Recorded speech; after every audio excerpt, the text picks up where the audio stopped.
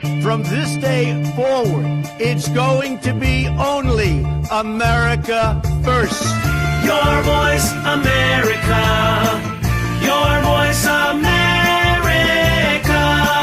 When you open your heart to patriotism, there is no room for prejudice. The silent majority is silent no more. These are people who work hard but no longer have a voice. I am your voice. Your voice, America. Your voice, America.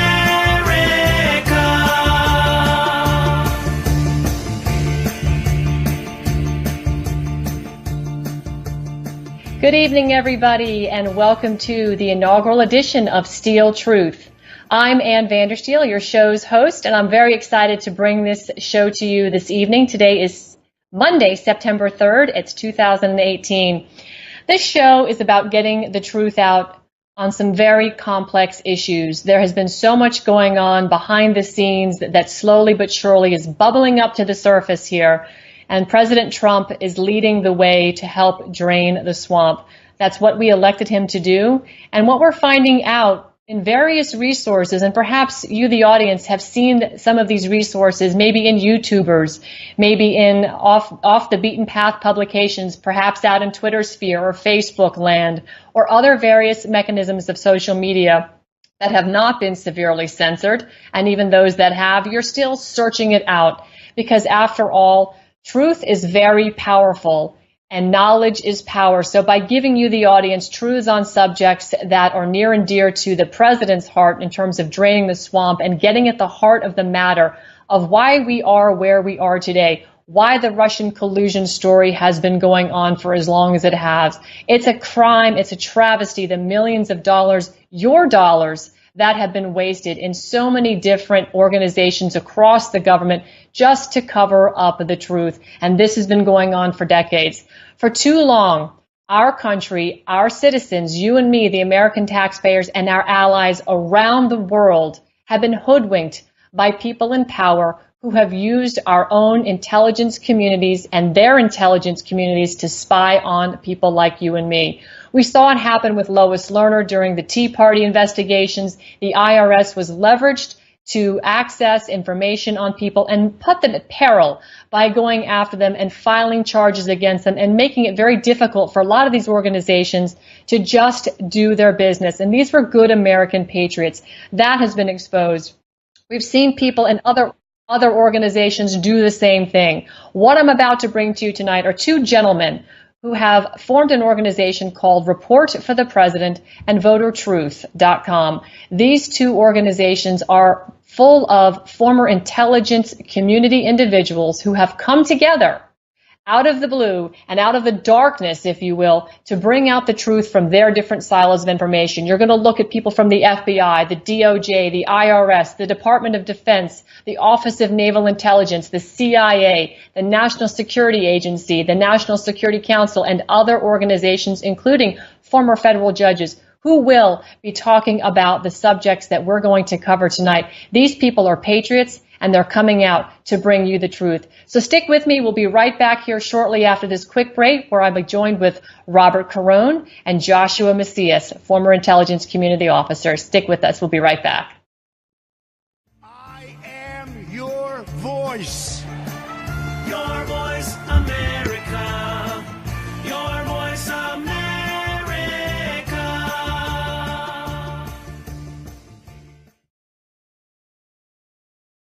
I am your voice. Your voice, America. Your voice, America.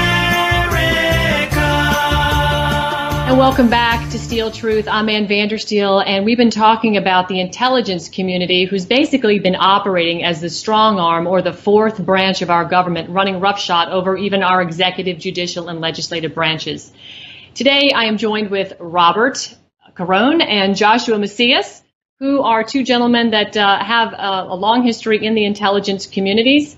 And they're also engaging in an unprecedented act where many people, about 119 so far that have been named, are coming forward from various branches of the intelligence community to basically tell their story and also expose the truths in what has been actually happening behind the scenes that has led to where we are today. Robert, it's a pleasure to be with you. Joshua, thanks so much for coming by. Nice to be with you, Ann. It's wonderful. Robert, it's my understanding that a bunch of these folks started this operation back in 2014. Some people came forward. Why don't you walk us through what happened back then? Sure. Beginning in 2014, that was a critical moment for our group because some of the first people came out of government. Of course, Lieutenant General Flynn was one of the first ones who was very distraught and concerned about the suppression of evidence, not just with Benghazi, but also in other theaters. And that's what motivated people to come out. I had been out of the industry for some time. However, people that were more recently in it and witnessed this suppression, manipulation of information for personal gain and political weaponization really had all they could take. All right, Joshua, you understand that some of these folks, a lot of these folks have tested the court system. They're not afraid to come forward. Perhaps you can speak to what that means, because there has been a lot of anecdotes, of stories where people in the positions of intelligence that have tried to come forward and have been railroaded. They've had their lives, their credit wiped out. They've had other unprecedented actions taken against them. So what can you tell us about what they're going through right now and what this actually means? Well, a lot of men and women, of course, of the services have been overseas, have seen what the atrocities that are dealing with, and they come back to a land that they anticipate will be able to embrace them and bring them back and support them in their endeavors. And then they find out there's waste, fraud, and abuse everywhere. These are servicemen and women that have dedicated their lives of building the switches that people are manning right now. And they come back and expect for a warm embrace and support of bringing these truths to light, but instead it's quite the opposite.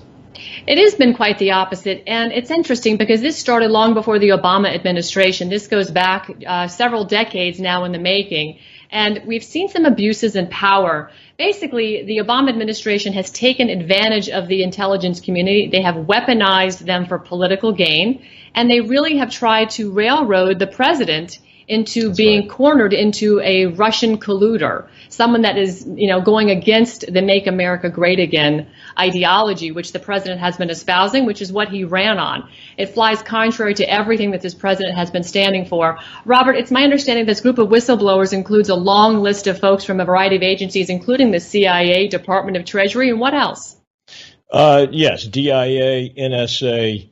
NSA was a very important part of this. Some of the first people that came out, William Binney, Kirk Weeb, Tom Drake, Diana Rourke, Ed Loomis, real patriots, who at the time, a lot of us were questioning, well, why are these people coming out? And I, too, had issues with that, because it's our ethos not to communicate anything about what we do. But there comes a point when you witness clear violations of law and treasonous actions that you have no other choice. They led the way in the NSA, but there are a number of organizations, because these organizations are interlinked. So our own government, from my understanding, Joshua, has been granting access to other foreign governments, people that maybe are good actors and maybe some that aren't so good actors, so as to what we've been learning recently. I know that Robert worked formerly in a group called the Echelon Program. That seems to be the foundation for what has transpired over the so many decades to get us to now and to where we are here. We're going to get into detail about that, but I'd like you to help the audience, Robert, explain or better understand what the Echelon Program was about. Echelon, which is public, and let me say this too, kind of give a disclaimer here. We are bound by agreements not to discuss some subject matters. Okay. However, Echelon has been publicized. That is a program I'm very familiar with, which is the precursor to the system we have in place. That allowed the U.S. government to surveil everyone. But at the time, they weren't collecting and storing data. They were just basically having the ability to access the data. Later on is when the collection and storage came forth, and that's what Bill Binney and others complained about. So what does that mean in terms of, if you look at what the foundation was built on, at what point did that become bastardized to be used and weaponized against ordinary American citizens, up to and including this president currently today? Well, 9/11. General Hayden was a big proponent of a program called Trailblazer.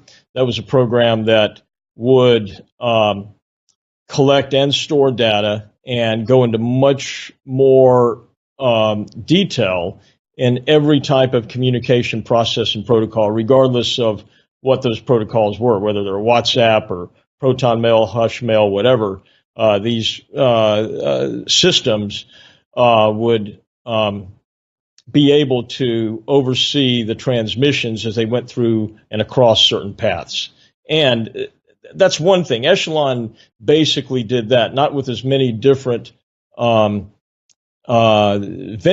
but did give you capability to have a system that would allow you to basically see and hear what anybody was communicating in the nation and around the world through the Five Eyes program, which also has been publicized.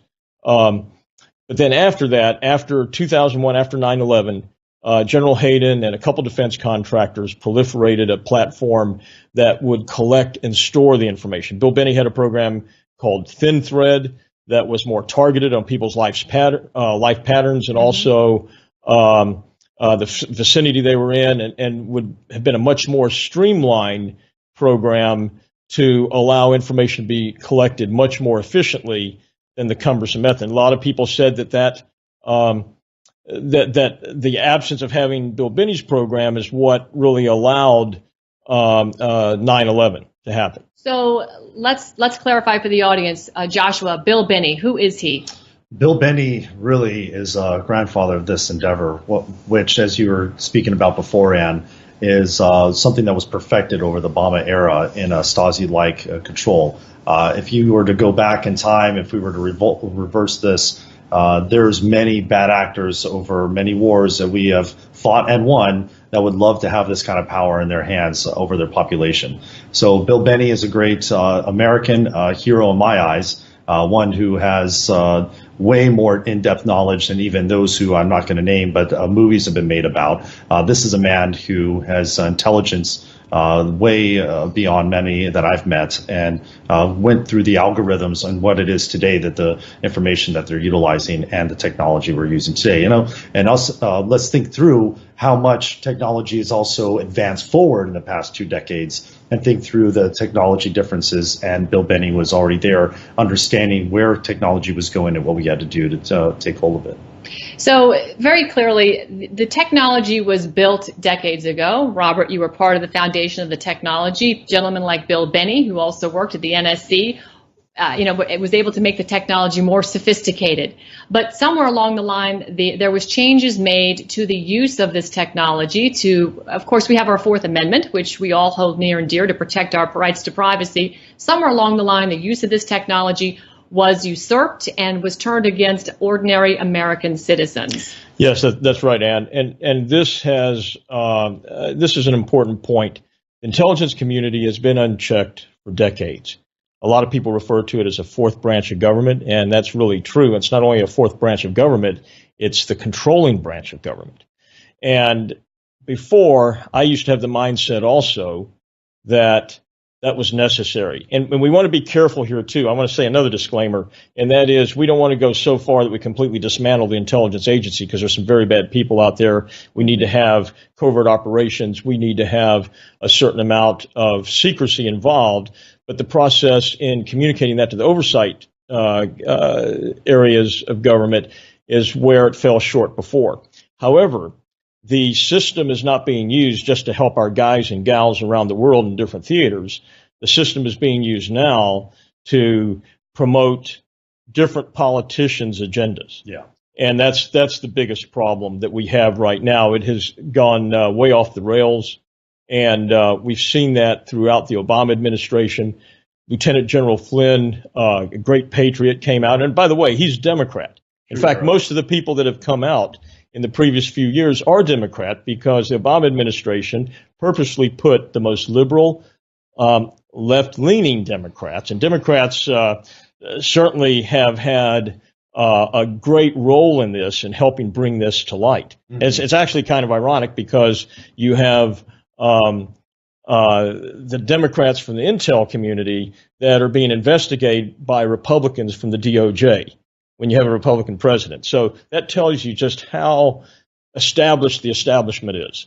So can you speak, Joshua, to a specific incident where this technology has been leveraged to take somebody down? Sure. When I was in Operation Enduring Freedom, when it started back in '99, there was a need for us to be in Yemen. We were put in Yemen, setting a precedence in the Navy, as the Navy had not been there for 19 years. We received intelligence on our way over, on our way to the Mediterranean, and we were told we needed to go in. When we did, that information was very paramount for our fleet, and they sent us out there to investigate. And at that point, we set a precedence of the Navy stepping in. 2 years later, the Cole got bombed. So there's an example of where it was good information, knowing that we were coming in, but where that same fleet movement led to a ship and my own shipmates passing away because of an attack. That was a time in 2001, if people remember their history. And now I've recently spoken to active duty members of the Cole who are very happy to be patrolling up and down around Yemen during this current theater that we're dealing with. But that's just one example. When I was in counterterrorism as well as counter-narco-terrorism, we received great intelligence in South America that led to the second largest at-sea seizure in history. So that information is paramount for us when we're forward deployed, and we live and die by that information. Well, Joshua, it's very clear to me that this technology has been used for years to do what is right in order to protect the United States, but apparently it's also being shared with our so-called good allies, but somehow it's being transmitted to the bad actors out there. And that leads us to the next segment, which we're going to talk about here, coming back up here on Steel Truth, where we talk about where this administration was made aware when they were running for president, as campaign for President Mr. Donald Trump was set up in Trump Tower in New York City, where he did hold his campaign office, and was made aware at a very crucial time during the campaign that he was actually being spied upon. So I'd like you guys to stick around. We'll be right back after this break, because we want to take that critical moment in time where Robert Caron received a phone call that basically changed the course of history for this president. Thank you so much, and we'll see you here in just a minute. Your voice. Your voice, America. Your voice, America.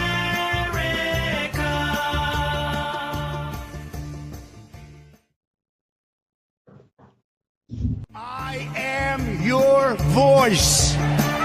Your voice, America. Your voice, America. And welcome back to Steel Truth. I'm Ann Vandersteel, joined with Robert Caron and Joshua Macias. We've been talking about the intelligence community and how they have been weaponized basically for political gain over so many years, but most recently with the Obama administration trying their best to keep Hillary Clinton in power, or to get her to power, so much so that they've created some incredible stories. We're going to unearth that, but let's start with a very important date, November 1st, 2016. These two gentlemen were down in Norfolk, Virginia with some other folks from the intelligence community, and Robert received a phone call, but I want Joshua to pick up the story and set the stage. Sure. So thank you, Ann. We were there in Norfolk on that day discussing the needs of voter integrity and other things at the time. And understanding the gravity of the phone call, which Robert received, immediately Robert headed his way up to New York, and I myself made a phone call to an admiral that I knew would be able to handle that sensitive information and get it to the right people. Immediately we split off and we went to a task to make sure that this information got out, and it was very troubling to me, having been a part of the volunteer services and being able to been out there with numerous people. I was appalled at what I had heard and how things were going to fruition. Okay, so you're appalled. Mm-hmm. Robert jumps the plane to New York. Robert, what exactly did you get? What was that phone call you received? What were those words you heard that shocked you into reality of, wow, we have a real problem? I was told that there were 3 bad actors that had infiltrated the Trump campaign, and that they were working with people from the UK, bad actors from GCHQ and MI6, and also people from Russia, non-Kremlin Russia, I may add, that were associated with an oligarch. And immediately I got on a plane. I flew to New York that evening. I met with a senior Trump campaign representative, and gave him the information. One of those people on there on the list was Stephen Halper. So I am Stephen Halper was one of the people considered to be a spy in the Trump campaign. That's correct. Okay. That's correct. And at the time, we had no idea that our own U.S. government had been paying him through the Office of Net Assessment to do this. At the time, we thought, okay, somehow the Trump campaign security didn't keep these guys out. Somehow they were able to infiltrate. There was another person, initial CS, and then a third person I can't talk about right now.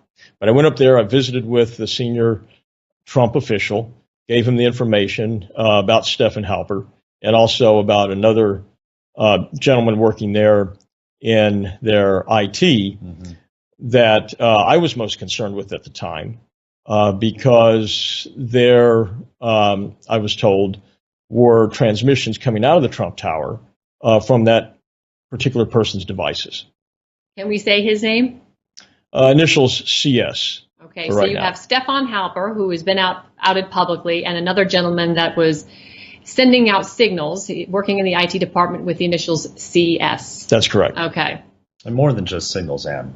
More than just signals? What else were they sending, Joshua? There's information that was getting out there that should not have been. It was a clear breach. And we saw how it was affecting not only those in the field, but also the campaign itself. And nothing bad, I might add. That's very important. The Trump campaign was doing absolutely nothing wrong. Nothing at all. And these people, they were able to get through the Trump security because our U.S. government was helping them. They were even referring them.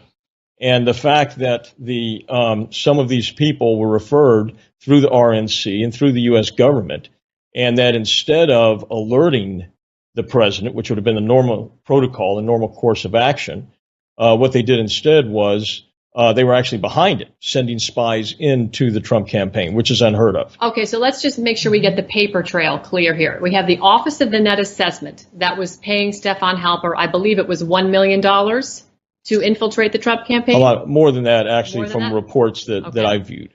Where did that money go? Went from the Office of Net Assessment, or O&A, through to where to get to? Well, instructions were given from the FBI to the Office of Net Assessment. Okay. And there's other things, depending on what's been public and what hasn't been made public, that I should probably quit right there. But the fact that our U.S. government participated in that's something that's a very important part of this whole equation. I mean, there's plenty of smoking guns in all different areas, but this particular area that Joshua and myself, the admiral that Joshua communicated with, another person from a former NSA person, and several others were privy to, we were all shocked, like Joshua said. Mm-hmm. There was actual election rigging going on by the former administration. Do we have, Joshua, any evidence as to who in the FBI was giving the directive to pay through the Office of Net Assessment to pay Stephen Halper? I don't know if that's been made public yet. I don't know if we would want to discuss that now. Ann. But what I can say for sure is that the information that they were taking was being used and be a total waste, fraud, and abuse situation. The fact that information was piercing through the Trump campaign, pulled out and utilized for a weaponization in a political realm is what just totally threw us a loop. We were shocked beyond measure to know that they were doing this. This was putting people's political lives on the line that had done nothing wrong. People, average Americans that were coming up, wanting to step forward to be a part of the process in a way that we've never seen. That's been unprecedented. Vietnam veterans who haven't voted since they left for Vietnam coming out because they wanted to support a candidate that they believed was speaking for them as well. We're talking about people who had been working in blue-collar jobs in Ohio, steel workers, coal workers, and then those who had stepped up as volunteers, all their names, information being placed out there and not being used in a good light and not being used in a good way. That's right. Now, let me say something else too, Ann. There's a national emergency going on. That's what your viewers need to know. This emergency is that this weaponization of our departments, DOJ, FBI, IRS, as we saw, it was also weaponized to attack people from the Tea Party, has been going on by the former administration. Mm-hmm. That structure exists. It has existed. The wrong people were at the helm. And that's what caused this debacle. There was no Russian collusion. Joshua and I were there. So was the other 119 people that have come public in our group, and hundreds of others that are probably coming public pretty soon here.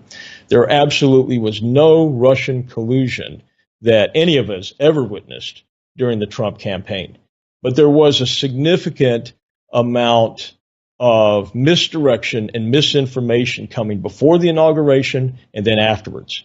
And there's also a number of areas that where crimes were actually committed by members of the former administration, by FBI representatives. And this is what's very hurtful, because our ethos, it's very difficult for me to get up here and for anyone, regardless of what area of intelligence or law enforcement they're in, to say anything about any of the organizations, because that is the United States. But these people, they're not the United States. These people are serving themselves. They're serving foreign interests. And that's why so many of us have grouped together. And really, Ann, you're at a very pivotal point here, because really no one else. There's been a handful of people that have come out. There, some together, some individually, but none of them from these areas that were deep into these different organizations. And really, that's something that we should talk about briefly, too, if you don't mind. There's really two sides of the intelligence community. There's unreported assets or dark ops, and then there's the people that go over to Dolly Madison and through the doors of the different buildings and do the analysis on the computers, all of whom are patriots. The ones that are in unreported assets or dark ops, though, a lot of us that have been in those arenas have witnessed the different interaction between departments, because the other people that are more on the conventional side see a very narrow, compartmentalized view of government. Right. And they don't really see what's going on behind the scenes. We do. And never before has this many people from unreported assets come out like they are now, and giving more and more evidence. And there's a whole lot more that are going to come out. And listen, let me say something else too, please. On the thing with John Brennan. John Brennan, a person who voted communist, okay, was a head of our CIA, which tells you right there how there is such a directed effort by the Obama administration to find people that had these far left extreme radical views. And it's top-down management in any organization. Right. And the people that I've talked to, both formally with the different agencies and also hearing from people that have, not me directly, but have talked to some of the people currently working, everybody's on President Trump's side. Just a very few that are afraid because they're in the communication loop aren't coming forward. But I think with the information that we're going to be presenting on this report for the president, that we're going to have a website open this week for your viewers, and that's actually specifically made for the president to pull down information, and also for his lawyers and for members of the NSC who are going to be able to get all this evidence from all these different departments online at one central location, evidence on demand. Right. That's going to change the whole thing. And this is the day, today, September 3rd, Ann, and you're leading the charge here by publicizing. Let's get the information to the people. Let's get it out there. Yeah. One of the things I want to talk about, though, is the timeline here. Joshua, back in October, we saw some action being taken by James Clapper to make changes to an executive order 12-333 to make it more in line with what they were actually doing and how they were bastardizing and weaponizing the intelligence community so they could share this information with the bad actors, with people that did not need to see what we were able to see ourselves. That was, he made a modification to Executive Order 12-333 on October 15th, I believe. Actually, it was December 15th. Section 2.3 of Executive Order 12-333. December 15th. And this, of course, falls after it became evident. They realized that the Trump campaign was aware there was a spy in there. There was some serious changes. And then Loretta Lynch made some more changes in January. The former Attorney General made some more changes and modifications to that same executive order prior to President Trump taking office. Joshua, in your opinion, was this an attempt by the previous administration to cover their tracks for the ill deeds they were doing? My humble opinion is that it was a total definition of a cover-up. Cover-up, okay. It's a total definition. Why else would you come at and retroactive events that you know are directly against and an affront to our constitutional rights? Why else would you go in and shift and make changes after the fact? Oh, it sounds to me almost like creating a letter of letting somebody go before you even go into the formal inquiry. I mean, these are You mean like James Comey did with the Hillary Clinton email investigation? He cleared her before he cleared her. Thank you. Good point. I mean, this is the way that they think. This is the way that they act. They don't believe that we are as citizens of America and U.S. Constitution have the right to life, liberty, and the pursuit of happiness. But frankly, they want to see total control and dominance. And that's also what happened back in 9/11 when there was an opportunity to seize more power.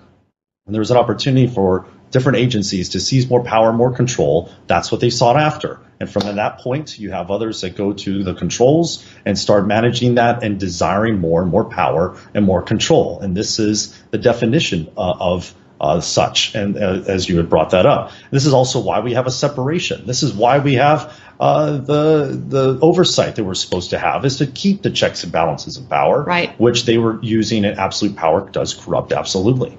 So essentially, they were taking advantage of our Fourth Amendment rights, right? They were stripping us of our own Fourth Amendment rights by changing that executive order to cover up the tracks of the fact that they were spying on somebody who had no reason to be spied upon. Is that accurate? Yes, and what the dynamics there were, the modification that Mr. Clapper made on December 15th was to change their overall protocols of how they handled the information and who would be receiving that. So his action was to enable all 16 public intel agencies to receive it. Right. Of course, the FBI was already receiving it from the NSA prior to that. Right. We know that through a number of cross-referenced evidentiary records that are open source. So that was the motivation of doing that. And secondly, in January, more dissemination language was put in there on how to effectuate the transfer of that information. So we're going to talk about this in greater detail coming up the next segment, but the information that phone call you got November 1st, Robert, and Joshua, when you were there in Norfolk, that sent Robert to New York to go to Trump Tower and meet with somebody high up in the president's campaign or in his campaign team, that essentially was the beginning of what we would now know as Admiral Rogers and General Michael Flynn going to visit with the president following that on November 17th. That same information where they were made aware of the 702 queries out of the NSA where they were basically spying on the president. The FBI's private contractors even were given access to the NSA's computer to make those queries themselves, which is completely against protocol. It's completely against the law at that time, which led up to the fact why they went to modify the executive order, because they knew they were going to have to atone for this. They knew they were going to have to answer for their sins. So I just want quickly, as we wrap up, we have about a minute and a half left. Robert, General Michael Flynn and Admiral Rogers have been out as heroes essentially for making the president aware. You all were there on November 1st. I agree as well. And they came up after you on November 17th. Did you have any communications with those two gentlemen? Well, let me say this because there's a limit at what we can talk about on this. I think both Joshua and I and two other people at least, and plus the person we met with at the Trump campaign, are most likely going to be testifying before Congress very soon.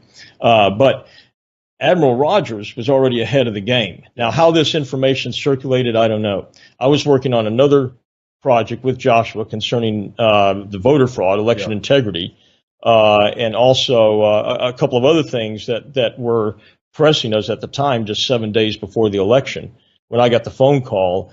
And that could have been circulated information. It might have come from Admiral Rogers and the NSA directly, or it may have come from one of our outside foreign sources, because we were told that these were plants or people that had communications with the bad actors in the GCHQ, Not that all GCHQ is bad, but a few just like over here has been.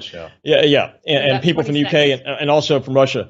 And then after that, on November 17th, Admiral Rogers went up there, which prompted the move from the Trump Tower over to New Jersey.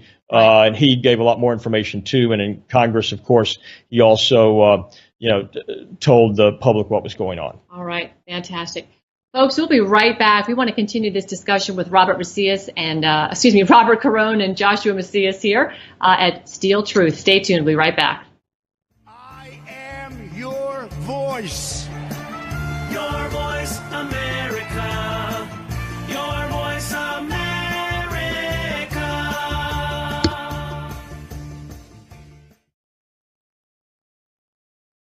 I am your voice. Your voice, America. Your voice, America. And welcome back to Steel Truth. I've been sitting here this afternoon with Robert Caron and Joshua Macias, and we've been talking about some pretty intense subject matter with respect to the weaponization of our intelligence community. Not every man and woman that works for any of our alphabets is actually been weaponized. They're all very good rank and file folks, real good patriots, but there are some folks that have been in there for a long time that are now working against this country, against our own president. And it's important to note that this show has evolved, and this is basically our inaugural show, but we've given birth to this because we find it so important that we get the real truth out and we talk to the real people that have taken an oath to create what is known as the reportforthepresident.com, because this information is vital to the freedom of our country. So if you were to check out their website here in the next coming days, reportforthepresident.com and votertruth.com, you will find a lot of the information which backs up these stories that which we are talking about today on the show, and there's many more to come forward. There's a good 119 men and women that have been identified, including 2 former federal judges. These folks all come from various agencies that are taking that information out of the silo of their agency and providing the documentation so that we can pull it together to provide it in a digestible format for you, the audience, so you understand just how corrupt the previous administration was, and of course administrations before then. This is exactly what President Trump is talking about when he says he wants to drain the swamp. He is looking at these bad actors across all of our intelligence communities that have been facilitating graft and corruption, money on the take by previous people that have been in power here, and of course those around the world that are leveraging our own intelligence for their financial gain. And we're seeing it in human trafficking around the world at an extraordinary rate, to which the Attorney General Jeff Sessions, appointed by the President, has done what I would consider, and gentlemen, you might agree, an exemplary job of going after those folks in the human trafficking industries. Yes, he has. But I want to talk a little bit about some subjects that are very important, because people hear the words Benghazi and they get irate. Yes. I'm sitting with 2 gentlemen that are clearly patriots, veterans, and they have seen a lot of things around the world in a variety of theaters. Benghazi has been something that has plagued this country since Hillary Clinton was Secretary of State. Also, during her tenure as Secretary of State, we were aware of the terrorist financing that was going through Swiss bank accounts to the tune of 19,000 different Swiss bank accounts. I reported on it with a gentleman named Scott Bennett. It was called the Shell Game, and it was about countries that like to finance terror, like Qatar, like Saudi Arabia, United Arab Emirates, and others, Iran, that were siphoning money and funneling money through these Swiss bank accounts. Secretary of State Hillary Clinton, Robert, she was aware of that, wasn't she? Well, on the banking dynamic, there's a lot of things going on, not just with UBS, but HSBC, and of course, coincidentally, Mr. Comey. Former Attorney General Lynch, Mr. Mueller, had ties to that entity, and that's something we really can't speak on. I know that there's, as has been reported publicly, investigations about the financial part of it, but certainly there's enough open source information that the viewers can go to look into that, and corroborated documents too. And of course, there's a lot of FOIA requests out there. But besides those FOIA requests, when you have people from the different agencies that handle the documents that are now coming forward or leaking those documents out, which Joshua and I, nor any of the 119 official people in the group deal with directly. If we did, we would be compelled to turn those people in, not knowing if their information is true or false or what side of the road they're on here. But certainly there are some shortcuts being taken now to get those documents front and center to the public without having to be delayed with the slow rolling that's been going on. So in terms of report for the president, we have 119 folks that you're working with that are coming out from various agencies, including the Department of Treasury, the NSA, NSC, DOJ, FBI, just to name a few. Joshua, tell me a little bit about what this report for the president is going to mean. How do people access it? What do they expect to find there, up to and including this broadcast and more like it? Sure. Well, interviews like this, Ann, that you're helping us with and going through a deep dive into this information will be there on the website, as well as our reports, some of the information that we've turned in that has been made public. I know a lot of people were very interested in the memo and details, but I can tell you that these reports go into that even further and into more deep dive. So we're going to have that broken down, able to disseminate that information so that people can access it from both the public and for those who need it to understand in the USG and other places. It should be out by this Friday. It should be up by this Friday. That's and there's a login specifically for the president. Is that correct? Yes. That's correct. Yes. Okay. How is he going to access those credentials? I'm just curious. Well, that's something we can't really talk about. Right. And at the same time, those that are close to the situation will also have access to that information as well. Okay. Very important. Let's talk. And that is important to mention. I mean, the people we're dealing with on that, facilitating this, we're making this available to anyone who wants to look at it. Certainly, there's people in the administration and in different government departments besides the president, too.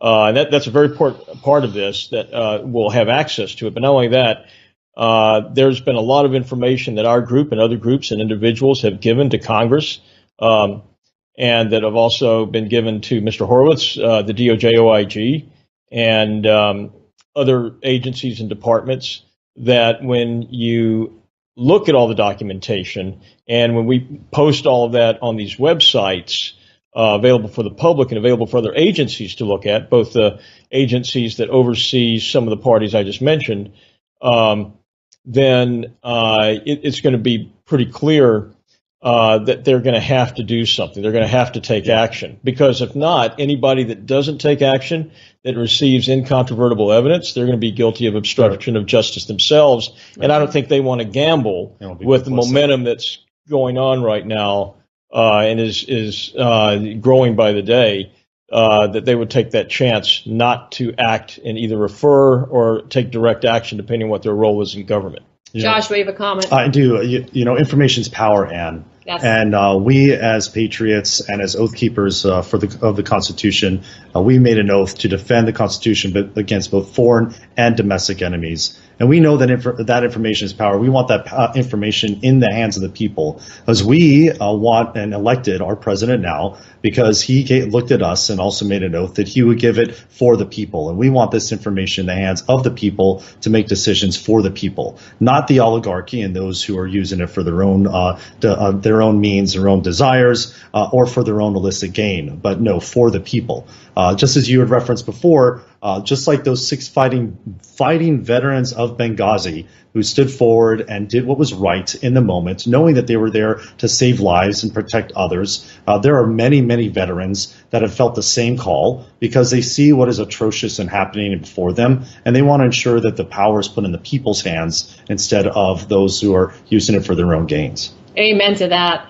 You mentioned pulling a lot of reports together.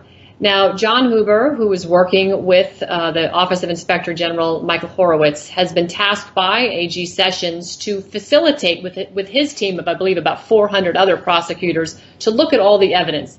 They amassed a lot of evidence. They put out some reports, most recently that report that was, I believe, 568 pages long, if I'm not mistaken. And it seemed to be very contradictory about what was presented in terms of evidence. Was there any bias in Peter Strzok's actions or anybody in the FBI's action or DOJ action with respect to the Hillary Clinton email investigation? Yet you found in the footnotes of the report where clearly there was evidence of bias, particularly when they note that President Obama was aware he was using his personal email to communicate with Hillary Clinton's personal email. And of course, they had to know that classified information was going back and forth out of government servers, meaning on her private server at home, in her basement or bathroom, wherever it was located. Let me ask you something. You know, are we ever going to see, and is your goal here with the report for the president to really tie all this together? Because it seems as if the OIG report hasn't merited the weight that we had hoped it would at this point. Well, yes, Ann, and you know, the American people are very smart. They're no dummies. They can see right through these efforts of obfuscation and subterfuge. Yeah, there absolutely is an abundance of evidence and smoking guns out there, and people need to start coming forward and saying it for what it is. Now, certainly, the OIG, Mr. Horowitz, did a good job in disseminating a lot of that. But also, there's always public pressure, as we know, in any type of industry, to go along to get along. And it may not necessarily be because of they have any ill intent, but at the same time, they have to report it all. That's what the public wants. There's a real crisis going on in the country, ranging from all that's happened during the Obama administration to the censoring and shadow banning of news reports like yours, and the Google search issue that President Trump has brought to light, and a lot of those areas. You, the viewers, you guys have the power. You have the power to speak up and to join together and to vote. And certainly, whether you're a Democrat or Republican, Libertarian, Independent, you need to do that. And even if you are a Democrat or don't agree with all the Republican views, by having a Democratic Congress in there right now, that could be a big problem because of making the president a lame duck. So all the tax savings, all the great things our president has done just in the last year and a half could be diluted or even voided out completely. That's why it's important we let the president continue on and continuing with this momentum, cleaning up this nation. It's going to be good for all of you, whether you're Democrat, Republican, Hispanic, Black, Asian, white, whatever label you're on. We're all in this together. You really need to vote Republican, even if you don't agree with them 100%. And that's going to keep this train rolling. Yeah. You know, one great coalition leader that we ran across during the campaign trail and volunteering said that, gave an example. And he said, it's if you were standing in front of a building and you were looking at purchasing it, and then the president rolls up in his limo, gets out and comes to you and shakes your hand and said, hey, I want to partner with you to make this building whatever it is you want.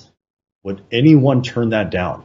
And would anyone say no when you're looking at purchasing it? You have all of your dreams, your hopes and aspirations for what it is that you want to see this become. And that is what our president is doing for America. He wants to partner with America. He wants to partner with you, the individual. He wants to partner with we, the people, with the people of America to have an America First agenda. And this is not a red or blue issue. This is a red, white, and blue issue. This is an issue that is resolved around America. These are America agendas, which is best for us, which is all about taking care of our community, our family members. As an immigrant's grandson, we're living out the life that my grandfather came to America to ensure of. And how much more so those who are coming here and those who have been here is this also for. The president wants to see that happen, and he doesn't want to see all of this illicit gain that has been perpetuating throughout our government for decades. He wants to see it stop, and nor does he want to see the waste, fraud, and abuse of power, which is continuing to happen even today. Quite the opposite. And that's what we're here to ensure of and also be a part of. You know, it's really interesting when you compare the discussion that we're having right now and you look at the previous administration's abuse of power with respect to Iran, right? We saw pallets of cash, billions of dollars being flown in the dark of night, dropped off in an airport. For what? What was the point of that? How did we get to that point, and why, when you compare that to the president of the United States today, who pulled out of the Iran deal, out of the JCPOA, you've seen everybody in the European side go crazy over that fact. You can see why is it they don't understand what happened there was completely not in America's best interest, and what is happening today is in America's best interest. That's right, Ann. Again, we're somewhat limited on any of the stuff that we've been apprised of, but one thing that's very important to mention in that whole Iran dynamic, there was an Operation Cassandra that the viewers out there need to take a look at and research, and maybe we can bring some people in. There's several people that are very upset about that. There's, my understanding is 34 people that are coming forward or that have signed a petition about that, who worked in different areas of government, in the FBI, in the DEA. They were right on the verge of shutting down operations that involved terrorists, drug cartels, illegal banking. A lot of the corruption was going to get shut down, and the former administration kiboshed that. And that was a big issue. And that's one of the things that I think has created more momentum this previous year, too. And that's, probably something for another show. But I would suggest that the viewers go research Operation Cassandra and what happened and how many disgruntled FBI and DEA and DOJ parties there are that have been vocal about it so far. Interesting. Joshua, your take on Iran specifically as it relates to what we're seeing today with the good people of Iran who've been under the mullahs regime for 40 years now are rising up. Yeah. Now, how can we support that, and what should we be doing, if anything at all, to further their freedom, to regain their freedom back to the country that they were? They were a fantastic country in the 60s and 70s. In the 70s, I mean, they were just leading the way for women's rights as well. And one Iranian who I know who is local here in the United States, and another one who came to me, he says, who was actually a sailor, and came to me and says, we're in one accord, for we the people want to see life and liberty in our own country. And that's one of the reasons that I became an oath keeper, and because I wanted to see freedom across the world, and that's why I was willing to defend it and be a part of it, and to defend our country as well as our allies. And you can tell a tree by its fruits. You can see what has happened from the previous administration, what they did, and how they did this subvertly and trying to keep it hush-hush, which was a clear and blatant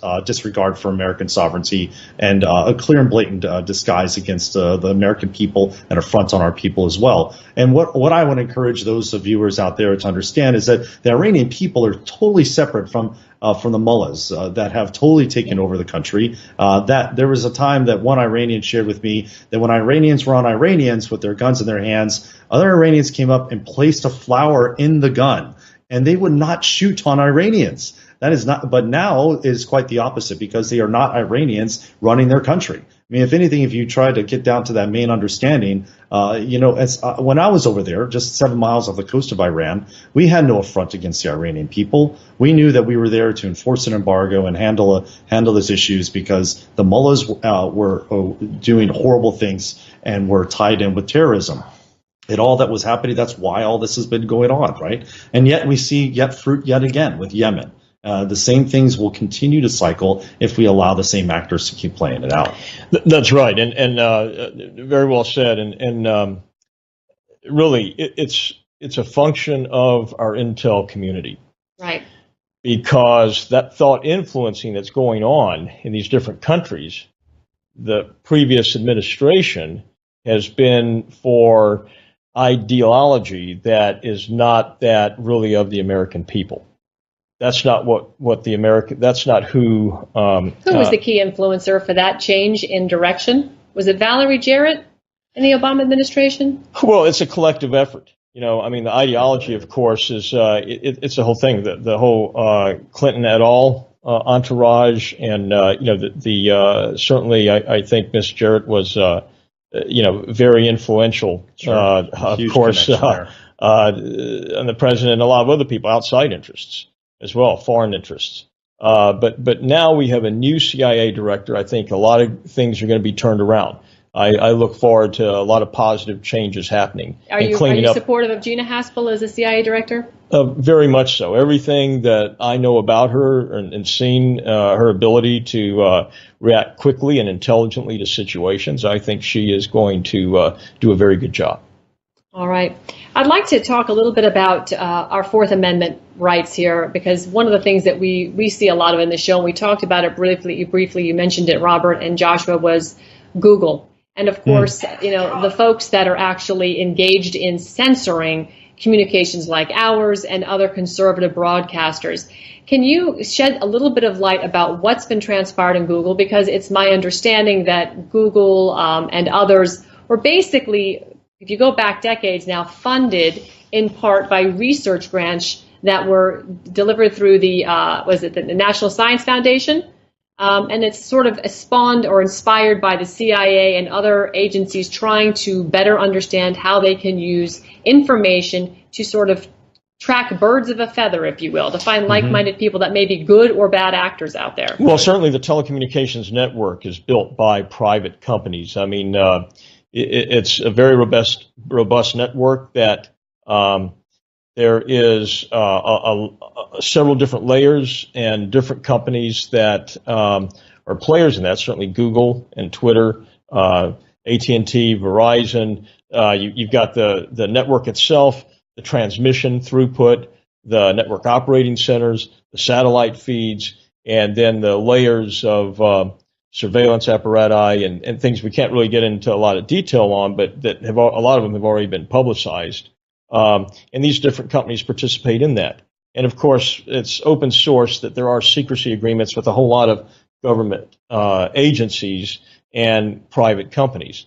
So I don't know if we can talk much about that, but what we can talk about is the measured abuse that is evident by these different companies in restricting communications between the American people and trying to make the political agenda of their friends and associates the one that is prevalent. Yep. And that's not really the case. Let me tell you, the American people, we're the majority. Yes, we are. That are good, God-fearing, rational people that believe in equality, just like the president, that believes in equality for all, that wants to have happy families, productivity in our nation.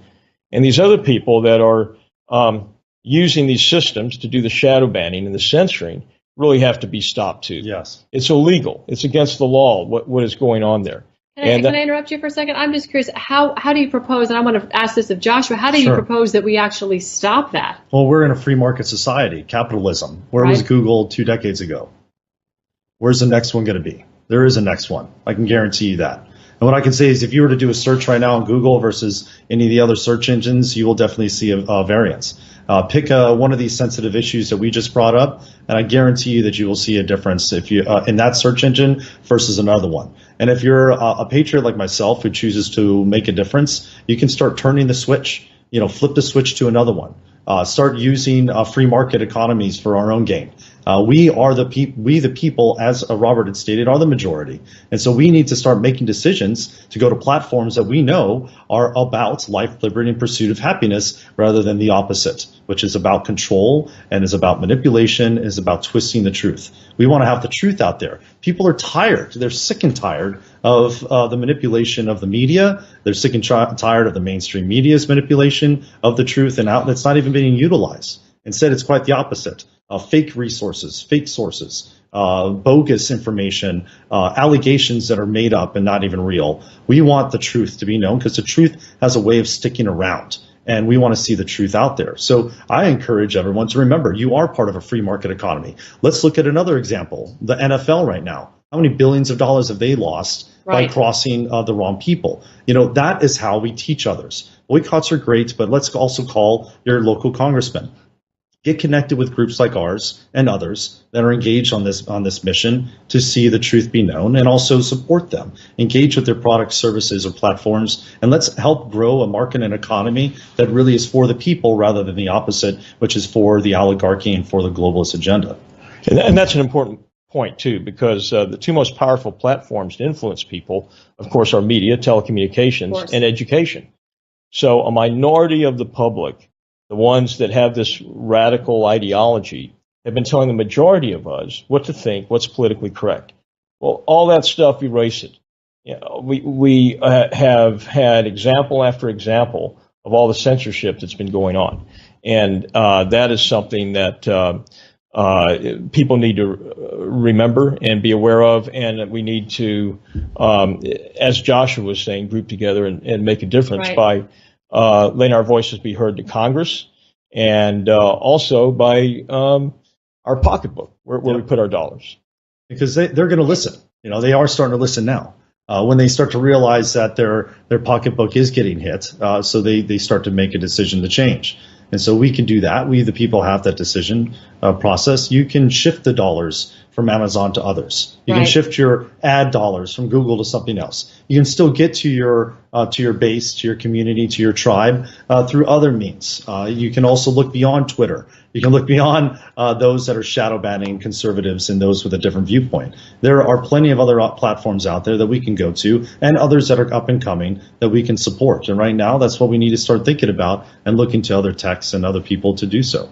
And that's a very valid point. The velocity of money. It's a very powerful, powerful metric when you think about shifting the velocity of money to somebody else that actually supports freedom of speech, your rights to privacy, and of course, just good old-fashioned America First values. There is nothing more patriotic than being able to speak your mind, say your mind when you want to whom you want to, without repercussion. And unfortunately, we have seen that all too often. I know Jack Dorsey is going to be testifying this week up in Congress.